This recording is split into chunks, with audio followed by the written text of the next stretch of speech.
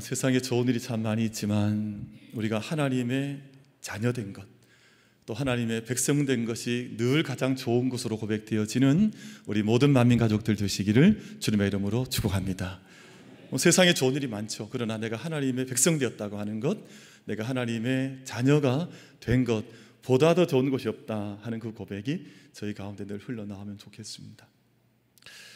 저는 세상에 참 교회가 많더라고요. 세상에 대구 시내만 해도 어마어마하게 많은 교회가 있는데 만민교회의 목사가 된 것이 너무 감사해요. 우리 장로님만 아멘 하시고 아무도 아멘 안 해요. 그래서 저는 세상에 교회가 많지만 만민교회 목사가 된 것이 너무너무 감사하고, 여러분 우리 성도님들에게도 세상에 교회가 좋은 교회가 얼마나 많아요. 세상에 아름답고 영광스럽고 풍성한 교회가 많지만 우리 만민교회의 한 가족 된 것을 늘 기뻐할 수 있는 우리 모두가 되시기를 주님의 이름으로 축복합니다. 그건 아멘 하시네요. 아까 제가 만민교회 목사라니까 별로 안 좋아하시더니, 제가 요즘 예배를 같이 일부 예배를 드리고 또 함께 예배 자리에 나아가는데 감사한 것은 우리 그 영광송 우리가 같이 드리잖아요. 우리 예배 이제 임내가 지나고 영광송을 드리는데 그 영광송을 처음 드릴 때는 저희가 다 이렇게 손을 올려 찬양하는 것이 다 어색했어요. 그래서 제가 그때 기억을 해보면 벌써 시간이 많이 지나는데 아마 우리 전체 예배자들 가운데 아마 몇 분이 손을 이렇게 올릴까 말까 고민하다가 이렇게 손을 올려서 찬양을 드렸었는데, 시간이 많이 지나면서 이제는 하나님께 우리의 두 손을 높이 올려드려서 찬양하는 것이 어느 누구에게도 이게 이렇게 이상하거나 불편하거나 하지 않는, 내 온몸으로 하나님을 찬양하여 올려드리고 내 두 손이라고 하는 건 특별한 상징적인 의미가 있거든요. 하나님께 순종합니다, 하나님의 은혜를 구합니다, 갈망합니다, 많은 의미가 손 안에 다 담겨져 있는데 그 손을 높이 올려드려 하나님께 순복하며 나아갑니다 하는 그 찬양을 함께 드리니까 얼마나 감사한지 모르겠어요. 여러분, 이 그 영광송은 우리 저기 중간쯤 3분의 2 지점 뒤쪽에 앉아 계시는 우리 이사오님 지금 머리를 크게 흔들고 있는데 막 머리를 흔들고 막 저한테 이렇게 막 이렇게 절대 말하지 마십시오 막 이렇게 하는데, 우리 이사오 집사님이 참 제가 보면 늘 감사해요. 그런데 이 곡을 이렇게 만드셔서 제가 언젠가 혼자 이렇게 예배드리는 것 가운데 생각하는 것은 이 곡을 우리 만민교회에 계신 우리 한 일꾼 집사님이 이 곡을 이렇게 다듬으셨다는 것 때문이 아니라, 곡이 저희가 늘 예배 때마다 드리지만 단 한 번 불편한 적이 없고 예배를 드리고 찬양을 부를 때마다 늘 그 은혜와 깊이가 있어 하나님께 집중하게 하는 영적인 무게감이 더해지고 하니 이 곡을 언젠가 많은 분들에게 좀 다른 교회도 좀 소개하여서 모든 예배 때마다 드려지는 영광송이 되면 어떨까 하는 그 마음이 들어왔어요. 그래서 그런 일들도 우리가 함께 같이 기도하고 또 준비하면 그 교회가 모든 교회마다 영광의 예배를 올려드려야 되는데 더 깊은 찬양, 또 깊은 고백이 있는 찬양이 소개가 되면 얼마나 좋겠어요. 그런 생각도, 그런 기도의 제목도 가져보는 아침입니다. 오늘 귀한 찬양 감사드리고요. 정말 귀한 찬양 너무너무 감사합니다. 그 주와 함께 이제 걷는 우리 옆에 분에게 잠깐 인사하겠습니다. 주와 함께 늘 걸어가시기를 축복합니다. 서로 인사하겠습니다. 주와 함께 늘 걸어가시기를 축복합니다. 아멘, 아멘. 주와 함께 걷는 것보다 더 좋은 게 뭐가 있겠어요. 매유내강이란 말이 있습니다. 매유내강. 이제 겉모습은, 겉은 늘 부드럽고 여백이 있고 따뜻하지만 그 안에 깊은 곳을 들어가 보면 굳건함이 있고 강함이 있다. 아마 지금 저 한 잔말이 소개가 되는 것 같은데, 영어로 표현하면 그 비단 주머니 안에 있는 강철손, 영어에서는 매유내강 그렇게 표현을 하거든요. 근데 이제 부드럽다라고 하는 말의 의미는 한문을 여러분 보시면 저기 나무 목자에 위에 이제 창모자가 올라져 있는데 창을 말하는 것이 아니라 새순을 의미하면 새순. 그러니까 나무에서 새순이 올라올 때 얼마나 부드럽고 유연하지 않겠어요. 그러니까 그게 이제 부드러울 유자를 그렇게 쓰는 것이거든요. 그리고 굳셀 강자는 산등성이 강자를 쓰고 옆에 칼도자가 붙어 있거든요. 그러니까 산등성이 자체도 대단히 강한 면모를 가지고 있지만 칼이 있는데, 원래 이것은 산등성이라기보다는 이제 그물을 의미하는 형상 문자인데 칼로 내려쳐도 끊기지 않는 그물이 얼마나 강하냐라는 의미로 굳셀 강자를 쓰는 것입니다. 평소에는 좀 약해 보이지만 내면에 잠재된 강인함을 가지고 있는 품성과 인격과 믿음, 그리고 겸손함과 좋은 삶의 태도를 갖추고 있으면서도 심지가 굳고 소신이 있어서 아주 그 삶에서 흔들리지 않는 단단함이 있는 삶. 외유내강형이 참 좋다 하는 생각을 해봐요. 반대말은 외강내유입니다. 겉은 엄청나게 강해 보이는데, 뭐가 있어 보이는데 실상은 그렇지 않는 마음을 가지고 있는 것을 외강내유라고 그래요. 또 좋은 의미도 있긴 합니다. 겉은 대단히 냉철한 것 같고 강인한 것처럼 보이는데 속은 따뜻한 면모를 가지고 있는 그런 것. 그런데 사실은 조금 더 부정적인 의미도 없지 않아 있긴 합니다. 겉은 늘 강한 것처럼 보이지만, 센 척하지만 실제는 유리 멘탈을 가지고 있는 사람. 겉은 막 엄청난 것처럼 보이는데 속은 산산이 부서져 있어서 자기 감당이 잘 되지 않을 때 아마 외강내유가 되지 않을까. 그럼 둘 중에 어떤 게 더 좋을 것 같아 보입니까? 관심 없으세요? 아마 제가 이 정도 말씀을 드리면 아마 외유내강, 우리가 겉은 좀 부드럽지만 내가 부드러움이 있고 순함이 있지만 내 안에는 정말 흔들리지 않는 굳셈과 강함을 가지고 나의 소신을 다해서 걸어가는 이런 삶이 좋지 않을까 하는 생각을 해보시리라 생각을 합니다. 그런데 사실은 두 가지 다 중요하죠. 그래서 삶에는 부드러움과 유연함이라고 하는 이 면모가 있어야 하고, 또 한편에서는 소신과 강함, 굳셈이라고 하는 이 두 가지가 절묘하게 삶 속에서 잘 조화를 이룬다면 아마 우리가 우리 삶을, 믿음을 좀 더 지혜롭게 또 승리하는 발걸음으로 옮겨가지 않을까, 그리 생각을 해보는 것입니다. 우리가 예수님을 직접 만나려면 말씀을 통해서 만나고 또 성령 하나님의 임재를 통해서 예수 그리스도를 만나는 것인데, 우리가 복음서를 읽어 나가다 보면 예수님의 모든 생애 전체 삶을 복음서, 마태, 마가, 누가, 요한이라고 하는 성경 말씀을 통해서 예수님 만나는데요. 근데 예수님의 면모를 보면 이 두 가지 면모가 함께 있다고 하는 것을 저희가 알게 돼요. 부드러움과 삶의 여백이 예수님께 있으시고, 또 세상 그 어떤 것이 와도 흔들리지 않는 예수님의 한 방향, 표대를 향한 오늘 찬양처럼 그 걸음을 예수님께서 걸으셨구나 하는 것을 말씀을 통해서 우리가 예수님 만나고 또 우리 믿음을 배우게 되는데, 예수님께서 12제자를 파송하셨습니다. 제자들이 세상 가운데 나가서 많은 일을 했어요. 귀신을 내쫓고 하나님 능력을 펼치고 돌아왔습니다. 벅찬 마음으로 예수님께 모든 사역을 보고를 하는데 막 보고를 힘껏 하는 거예요. 마가복음 6장 30절 말씀에 보면 사도들이 예수께 모여 자기들이 행한 것과 가르친 것을 낱낱이 고하니, 그러니까 예수님의 제자들이 세상 가운데 나가서 귀신을 내쫓았습니다. 예수님의 여러 사역을 힘껏 감당을 해왔습니다. 그러면 아마 이 벅찬 감동은 제자들에게도 있었을 터이고 아마 예수님에게도 있었을 터인지라, 아마 주마가 편이라고 제 같았으면 너희들 정말 잘했다, 이제는 또 다른 목표가 있으니 힘껏 달려가서 또 다른 일들을 우리가 함께 이뤄보자, 아마 이렇게 제쳐가지 않았을까 이런 생각이 드는데, 그 이어지는 말씀을 보면 예수님의 여백, 예수님의 삶의 부드러움이 얼마나 깊으셨던가 하는 것을 우리가 눈여겨볼 수가 있는데요. 6장 31절 말씀 보면 이르시되 너희는 따로 한적한 곳에 가서 잠깐 쉬어라 하시니 이는 오고 가는 사람이 많아 음식 먹을 겨를도 없습니다. 아마 우리가 이런 일을 했습니다. 막 제자들이 보고하면 그래 잘했다, 내가 너희에게 상을 주마, 그리고 우리가 좀 더 큰 일을 꿈꿔보자 해서 막 이렇게 좀 밀어붙였을 법도 한데, 예수님께서 너희가 한적한 곳에 가서 좀 잠깐 쉬는 것이 어떻겠느냐, 너희가 음식을 먹고 쉬는 시간을 가지고 다시금 너희 삶을 추스려 보는 것이 어떻겠느냐. 예수님의 부드러움의 면모가 이 한 절 말씀 속에도 아주 잘 담겨져 있는 것을 볼 수가 있습니다. 그럼 부드러움과 여백이 있는 사람이 좋아요. 왜냐하면 그 부드러움을 하나님께서 쓰시거든요.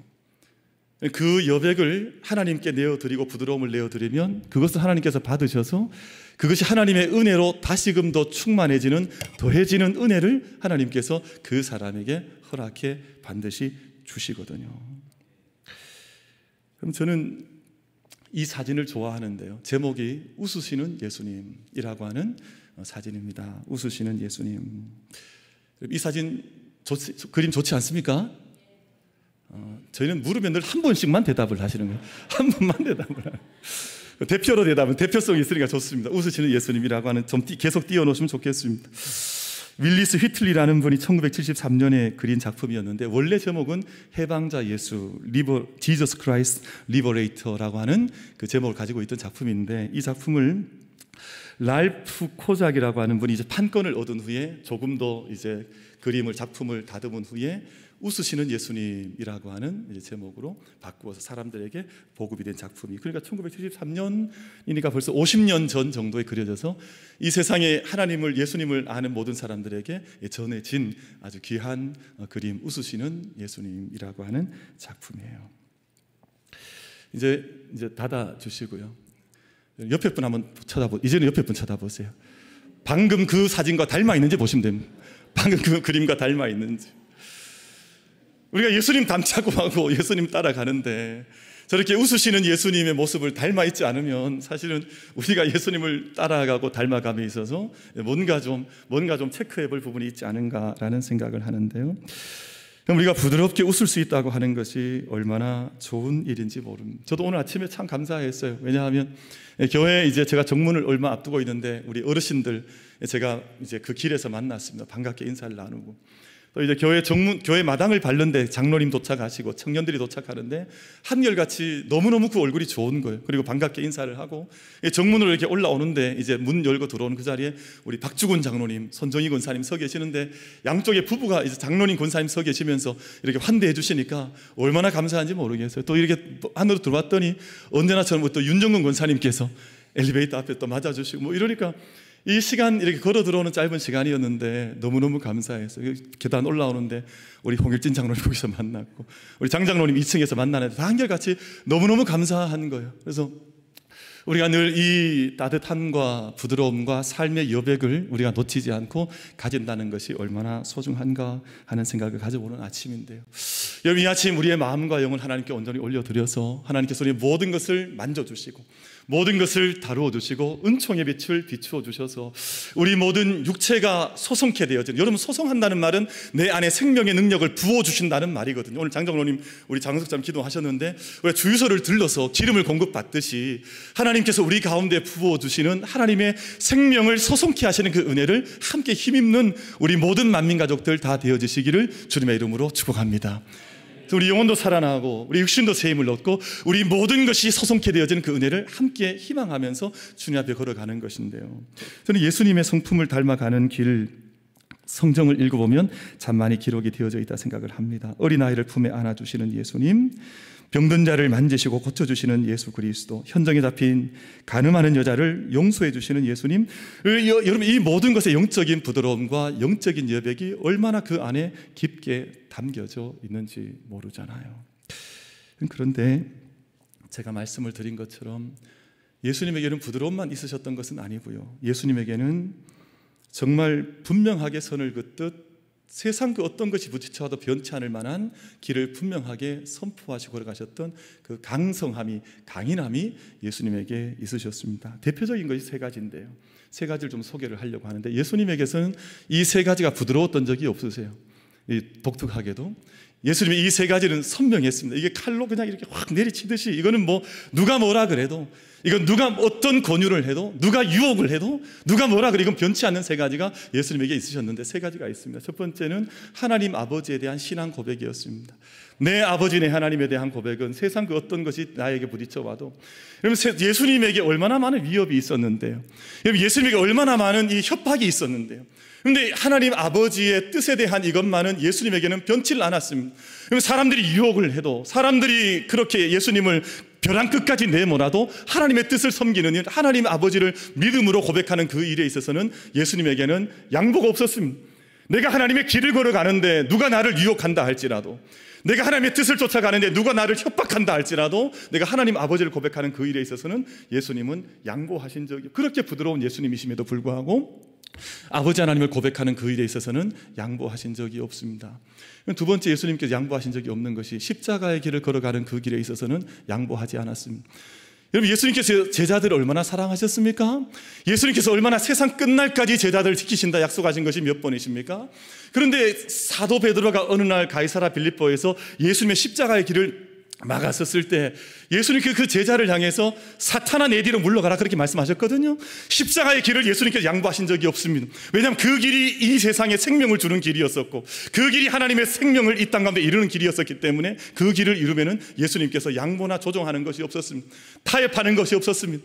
내가 이것은 내가 양보하겠노라, 내가 이것은 타협하겠노라, 여러분 그렇게 하신 적이 없다 그 말입니다. 그래서 십자가의 길을 걸어가면서 있어 예수님께서는 부드러움이 아니라 분명한 강건함으로 그 모든 길을 말씀을 해 주셨습니다.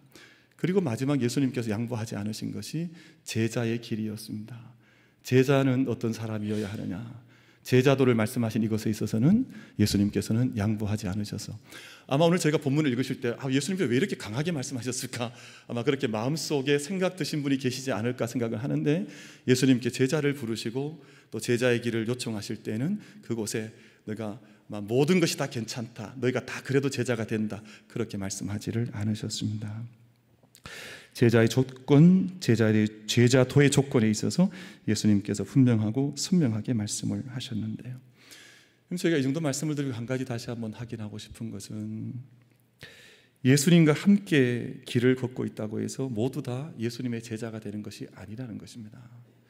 그리고 예수님께 가까이 온 것처럼 내가 느껴진다고 해서 또 예수님의 제자가 된 것은 아니라는 것입니다. 왜냐하면 오늘 본문이 그 말씀 우리에게 잘 말씀을 해주시고 있습니다. 여러분 25절 말씀을 보시면 수많은 무리가 함께 갈새, 여러분 지금 예수님과 함께 걷고 있는 수많은 무리가 있었는데 이 모든 무리가 예수님의 제자가 다 아니었습니다. 함께 예수님과 가고 있지만, 여러분 26절 말씀 보시면 무릇 내게 오는 자가, 여러분 예수님께 온다고 해서 다 예수님의 제자가 되고 예수님의 제자로 살아가는 것이 아니라는 것입니다. 예수님 곁에 왔습니까? 오셨습니까? 또 예수님을 따르고 지금 내가 그 뒤를 따라가고 있는 것 같습니까? 그러나 그렇다고 해서 그것이 예수님의 참 제자가 되었다라고 예수님께서 말씀하신 적이 없더라 하는 것입니다. 그래서 오늘 크게 두 가지를 좀 말씀을 드리려고 하는데요. 첫 번째는 오늘 이 말씀과 같이 여러분 26절 말씀을 보시면 사랑에 대한 말씀인데, 예수 그리스도를 더 사랑하느냐 하는 것을 물으시는 말씀인데, 무릇 내게 오는 자가 자기 부모와 처자와 형제와 자매와 더욱이 자기 목숨까지 미워하지 아니하면 능히 내 제자가 되지 못하고. 이 말씀이 믿음이 약하거나 아니면 이 말씀에 대한 이해도가 깊지 않으면 자칫 걸려 넘어질 수 있는 말씀일 수 있습니다. 왜냐하면 미워하지 아니하면 이라는 말씀을 어떻게 해석하느냐, 어떻게 우리가 정당하게 해석하느냐에 따라서 이 말씀의 뜻이 완전히 달라지거든요. 여러분 미워한다는 말은 오늘 우리 말처럼 우리가 영어에서 보면 hate you, 내가 너를 증오한다, 아니면 I dislike, 내가 너를 좋아하지 않는다, 이런 말이 아닙니다. 여러분 이 미워하다 이 말의 원래 의미는 덜 사랑한다는 의미인데요. 그러니까 이 말의 영적인 의미는 뭐냐면 예수 그리스도를 정말 사랑하냐 이걸 묻는 거예요. 예수 그리스도를 정말 모든 세상에 사랑할 대상이 많이 있지만 이 모든 것들보다는 다른 차원에서, 더 깊은 차원에서 정말 예수 그리스도를 네가 사랑하느냐 하는 이것을 예수님께서 물으신 것이거든요. 제가 몇 가지 말씀을 드려오면 아마 오해하고 있는 분들의 오해도 풀려지리라 그렇게 생각을 하는데요. 첫 번째 드리고 싶은 말씀은, 이들을 미워하라 그러니까 이 고지고대로 들어서 내가 처자도 미워하고 이제 부모님도 미워하고 내 생명도 미워해야 되는가 보다, 뭐 이렇게 생각을 하시는 분이 계실지 모르겠는데 그게 오해라는 거예요. 왜냐하면 성경 말씀은, 하나님의 말씀을 읽어보면 예수님께서 하나님을 사랑하고 사람을 사랑할 때 영생의 길을 원하는 사람은 자기 생명과 목숨과 힘과 뜻을 다해서 하나님을 사랑하고, 또한 그와 같이 자기 이웃을 사랑하는 자가 영생의 도를 얻는 사람이다. 이 예수님께서 누가복음에서 가르쳐 주신 말씀이잖아요. 사랑하지 말라고 하신 적이 없습니다. 그래서 이 말씀을 이제 오늘부터는 내가 우리 처자도 미워하고 부모도 미워하고 다 미워해야 되는가 보다, 그렇게 생각하는 것이 큰 오해이라는 말씀을 드리는 것입니다. 그리고 그럼 예수님을 우리가 왜 사랑해야 되느냐? 우리 경상도 사람들은요, 체질적으로 사실은 사랑이 그렇게 익숙한 사람들은 아니에요.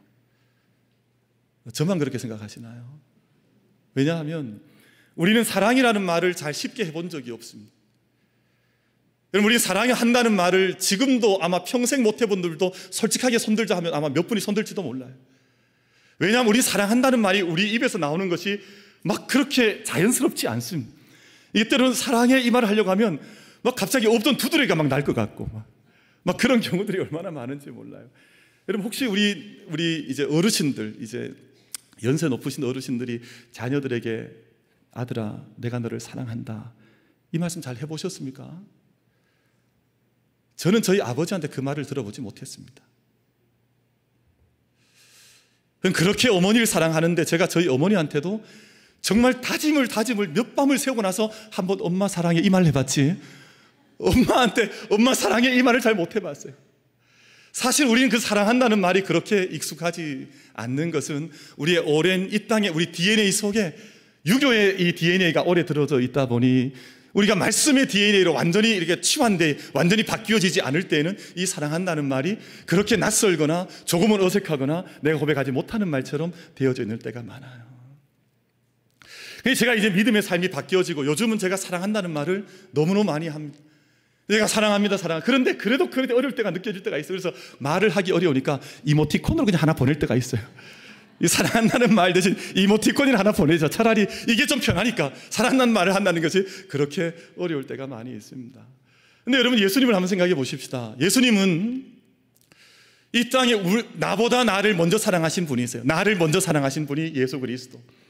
그럼 내가 나를 죽음의 길로 내몰고 내가 그 길은 것도 알지 못할 때 이 땅에 오셔서 친히 나를 대신해서 모든 고난과 모멸과 모든 침뱉음과 아픔을 당하시고 마침내는 십자가까지 나를 대신해서 그 십자가를 지시고 걸어가셨습니다. 그 나를 위해서 하나님께서 그 예수님을 부활시켜 주셔서 영생에 대한 생명이 얼마나 귀하고 큰 것인가를 부활의 사건을 통해서 나에게 그 사랑을 보여주셨고 지금도 우리와 함께하고 계시고 오늘 찬양의 고백을 따르면 지금도 우리와 함께 동행하시면서 마침내 우리에게 영원한 하나님 나라를 역사해 주시는 내어주실 그 주님이신데 그러면 우리가 물어보시면 왜 그럼 우리가 사랑할 수 없는 것입니까? 왜 그런 주님을 다른 어떤 것보다도 약한 것처럼 사랑해야 되는 것처럼 마치 이 말씀이 읽혀지면 내가 다른 어떤 것보다도 오히려 예수님 사랑하는 것이 너무나 껄끄럽고 어렵고 마치 무슨 장애가 있는 것처럼 주님의 사랑을 고백하지 못하는 삶을 살아야 할 이유가 도대체 어디에 있는 것입니까? 사랑하는 우리 모든 만민 가족 여러분, 우리 만민 가족들 안에 하나님에 대한 사랑, 예수 그리스도에 대한 사랑이 우리가 낯설거나 어렵거나 고백하기 어려운 사랑이 아니라 내 삶을 통해서 모든 삶은 나는 예수님을 사랑합니다, 나는 예수님을 그 어떤 것보다도 더 사랑합니다 라는 고백이 우리 가운데서 분출하여 터쳐나오는 그 은혜가 우리 모든 만민 가족들 가운데 임할 수 있게 되기를 주님의 이름으로 축복합니다. 예수님 내가 사랑합니다, 예수님을 사랑합니다, 이 말이 우리에게 낯설거나 어려운 말이 아니라 내가 누구를 만나면 집사님 저는 예수님을 사랑해요, 집사님 저는 예수님을 그 무엇보다 사랑합니다 하는 이 고백이 우리 가운데 자연스럽게 흘러나올 수 있게 되기를 주님의 이름으로 축복합니다. 그럼 김교신 선생이라고 하는 우리 귀한 믿음의 선배께서 성소조선이라고 하는 이 땅의 믿음이 어둠 가운데 빠져 있을 때 이 땅에 믿음을 깨우는 이제 일을 사역을 열심히 감당하셨는데 그때 그 성소조선을 창간하시면서 창간사에서 이런 말씀을 적었습니다. 다만 우리 마음의 전부를 차지하는 것은 조선이라는 두 글자이고 사랑하는 사람에게 보낼 제일 좋은 선물은 성소 한 곳뿐이니 둘 중에 하나를 버릴 수 없어서 된 것이 성소조선이다. 여러분 이 마음속에 나라에 대한 사랑이 충만했다는 뜻이거든요. 내가 이 나라를 사랑합니다. 그런데 나는 이 나라를 사랑하게 된 깨닫게 하신 나는 하나님의 말씀, 나는 성경을 사랑합니다. 나는 이 두 가지를 다 사랑하기 때문에 이거 어느 하나도 버릴 수 없어서 이것을 가리켜서 성소조선이라고 우린 이름하며 이것을 부릅니다. 이 말을 한 것입니다.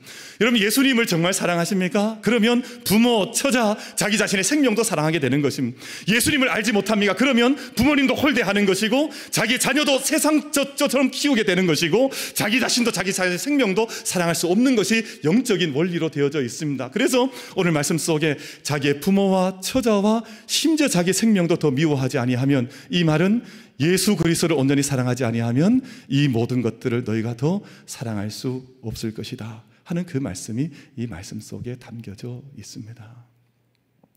사랑하는 우리 만민 가족 여러분, 우리가 예수 그리스도를 진정으로 사랑하고 내가 그 어떤 것보다 나에게 그 나를 먼저 사랑하신 예수님의 사랑 때문에 나를 위하여 모든 걸 다 주신 분 아니세요?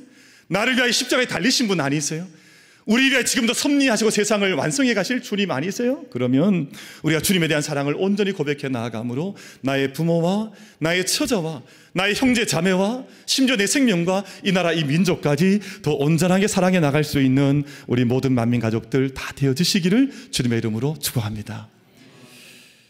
여러분, 두 번째 제자의 도가 뭐냐 하면 자기 십자가를 지고 예수님을 따르는 것입니다. 27절 말씀에 누구든지 자기 십자가를 지고 나를 따르지 않는 자도 능히 내 제자가 되지 못하리라. 그래서 그 뒤에 말씀을 보면 망대를 세울 때도 비용을 셈하는 것처럼, 또 1만 명으로 2만 명을 대적할 때도 셈하고 주도 면밀하게 자기 몫을 세어보는 것처럼 그렇게 자기 몫을 지고 걸어가는 자가 나의 참 제자가 될 수 있노라, 그렇게 말씀을 하셨습니다.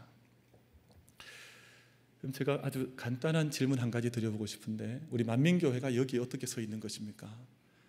저는 우리 만민교회를 저는 만민교회 사계절을 늘 사진에 담는 것이 그렇게 좋아요. 봄에도 담고 뭐 여름에도 담고 또 가을에 겨울에도 우리 교회 사진을 늘 이렇게 찍고 제가 보관하고 이렇게 지켜보는데 감사하죠. 교회를 볼 때마다 감사하고. 제가 세상에 이렇게 아름다운 교회를 본 적이 없습니다. 이제 제가 다시 한번 할게요. 안 한 걸로 치고, 저는 세상에 이렇게 아름다운 교회를 본 적이 없습니다. 정말 감사한데요. 근데 왜 이 귀한 교회가 서 있는 것입니까? 이유가 있습니다. 이 교회가 서기까지 그 몫을 다하신 제자들이 있었기 때문입니다. 여러분, 아마 그 몫을 다하지 않았다면 교회가 설 수가 없죠. 여러분, 예수님께서 십자가의 몫을, 예수님의 십자가를 다 하셨기 때문에 이 세상의 구원의 메시지가 전해지고 구원받는 사람이 더 늘어가는 거예요. 만약 예수님께서 그 십자가의 몫을 지지 않으셨다면 세상의 구원의 사건은 없는 것이죠. 마찬가지로 예수님을 따르고자 하는 자기 십자가를 지고 자기 몫을 지고 따라오는 자가 나의 제자다. 그래서 우리 각자 자기의 몫을 감당해보면서 헤아려보면서 마치 망대를 세우는 자처럼, 마치 큰 전쟁에 나가는 자처럼 나는 나에게는 어떤 몫이 있을 것인가를 가늠해보면서 그 길에 나아가는 사람만이 나의 참 제자가 될 수 있는 것이다. 주님께서 그 말씀을 오늘 우리 가운데 전해주신 것인데요. 여러분, 우리 모두가 내게 주신 나의 십자가, 나의 몫을 온전히 감당해 나아감으로 참된 제자로 하나님 앞에 드러날 수 있는 우리 모든 만민 가족들 되어지시기를 주님의 이름으로 축복합니다.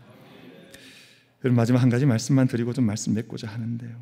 그럼 서울 합정동에 가면 양화진 외국인 묘역이라고 하는 외국 선교사님들, 약 100수십 년 전에 이 땅에 오셨던 선교사님들의 그 묘역이 전체 145명의 선교사님과 그 어린 자녀들의 묘가 양화진에 이제 마련이 되어져 있습니다. 혹시나 서울에 출장이나 일이 있어서 가시는 분들은 꼭 한번 들러보시면 지하철 2호선 타고 가시다가 합정역에 내리셔서 걸어가실 수도 있고 충분히 가실 수 있는데, 저도 신학대학원 시절에 몇 번을 가서 묵상을 하고 기도하고 돌아보는 시간을 가졌었는데요. 그곳에 세브란스 병원을 세우신 에비슨 선교사님, 그리고 이화학당을 설립하신 지금 이화여대 전신이죠, 스크랜턴 부인이라고 하는 선교사님의 그 묘역과 그 어린 자녀들, 이 땅에 와서 석 달, 10달, 1년 만에 풍토병으로 목숨을 잃은 선교사님들의 어린 자녀들의 그 묘역이 그 양화진 외국인 선교사님들 묘역에 마련이 되어져 있습니다. 그런데 그 묘역 가운데 루비 켄트릭이라고 하는 선교사님 묘가 있는데, 루비 켄트릭, 아마 지금 저기가 루비 켄트릭 선교사님의 그 묘역 자리 사진입니다. 이분이 1907년 9월에 불과 23살의 나이에 미국 남감리교회 선교사님으로 파송을 받아서 이 땅을 밟았습니다. 23살 나이에 왔습니다. 근데 그 다음 이듬해인 1908년 8월에 세상을 떠났습니다. 그러니까 우리나라에 온 지 1년을 채 1년, 그리고 육신의 나이로 하면 24살 젊은 24살 젊은 여청년 선교사님이 이 땅에 와서 생명을 우리 위하여 내어주셨는데, 여러분, 저희가 방금 보셨던 그 묘역 다시 한번 보여주시면 좋겠습니다. 묘비를 좀 보여주시면 좋겠는데, 묘비에 다음 사진 보시면 다음 사진에 뭐라고 적혀져 있냐, 루비 켄트리 선교사님의 사진이에요. 23살 때 사진이니까 뭐 젊을 때 사진이죠. 그런데 묘비에 이렇게 적혀져 있습니다. 제가 한국말로 좀 번역을 해보면, 만일 나에게 1000개의 생명이 있다면, 만일 나에게 1000의 생명이, 목숨이 있다면 나는 그 모두를 한국을 위해 드리겠습니다. 내가 만약 1000개의 목숨을 내가 가지고 있다면 내가 이 모든 1000개의 목숨을 나는 이 땅을 위해서, 한국을 위해서 나는 이 내 모든 목숨을 나누겠습니다. 바치겠습니다. 그 고백을 이분이 실제로 한 거예요. 여러분, 이렇게 적혀있죠. If I had 1,000 lives to give. 내가 만약에 정말 드릴 수 있는 1000개의 목숨이 내게 있다면 Korea should have them all. 한국은 그 모든 것을 가져야만 한, 내 모든 생명을 드릴 만한 땅이 바로 이 땅이라, 이렇게 고백을 한 것이거든요. 여러분, 이 켄드릭 선교사님께서 마지막 자기가 죽어가던 그 순간에 이런 이야기를 했다 그래요. 내가 만일 죽게 되면 텍사스 청년들에게 가서, 왜냐하면 텍사스에서 왔으니까 텍사스 청년들에게 가서 10명씩, 20명씩, 50명씩 조선으로 오라고 일러주십시오. 근데 이것을 실제로 에빗 선교의 청년들이 이 이야기를 듣고 그 이후에 이 켄드릭 선교사님의 뒤를 따라 20명의 남감리교 선교사님들이 한국에 와서 실제로 선교를 했고 청년들이 이 땅을 밟았습니다. 그럼 저는 그 자기 자신의 드렸던 선교의 역사 속에서 이 땅의 교회와 구원받는 역사의 구원사를 지금 저희가 써내려가고 있는 것이죠. 말씀을 맺겠습니다. 우리 만민교회 사랑하는 성도님들께서 그저 수많은 무리 공동체, 무리 중에 한 사람이 아니라 한 사람 한 사람이 제자가 되어져서 내가 주님을 사랑합니다, 내가 주님 사랑과 은혜 속에 받으신 소명을 따라 이 땅의 모든 것들을 우리가 섬기고 사랑하는 삶을 사는 가운데 나의 몫을 감당하고 제자의 맛을 내는 교회, 제자의 맛을 내는 성도로 이 땅에 그렇게 살겠습니다. 함께 다짐하고 참된 제자 공동체로 주님 앞에 드러날 수 있는 우리 모든 만민 공동체가, 우리 모든 성도님들이 될 수 있게 되기를 주님의 이름으로 축복합니다. 기도하겠습니다.